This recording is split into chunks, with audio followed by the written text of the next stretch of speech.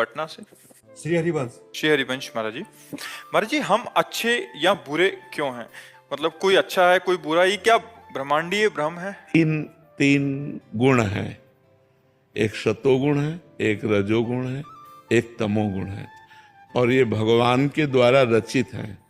और तीनों गुणों को भगवान ने स्वीकार कर अपने रूप धारण किए।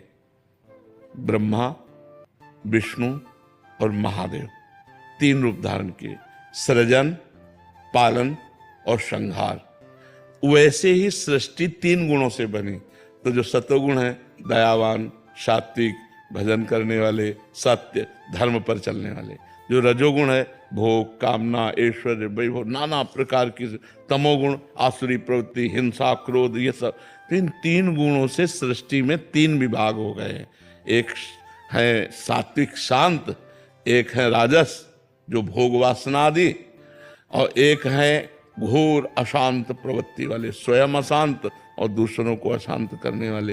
ये रचना ही ऐसी रची गई है और इन्हीं के विभाग कर दिए गए। शांत सतोगुण स्वर्ग, और जो राजसिक भोगों में मस्त हैं और कुछ पुण्य भी कर रहे हैं, कुछ धर्म भी कर रहे हैं, तो उनके लिए फिर ये मृत्यु लोक। और जो घोर पापाचरण, अशांत, हिंसा, ऐसे फिर नरक लोक। ये ऐसी रचना भगवान ने रची। और जो तीन गुणों को पार कर जाते हैं वो फिर भगवान के धाम को जाते हैं। और ऊपर जैसे तप लोक, महरलोक, जनलोक, ब्रह्मलोक है, फिर इसके बाद भगवान का वैकुंठ लोक है।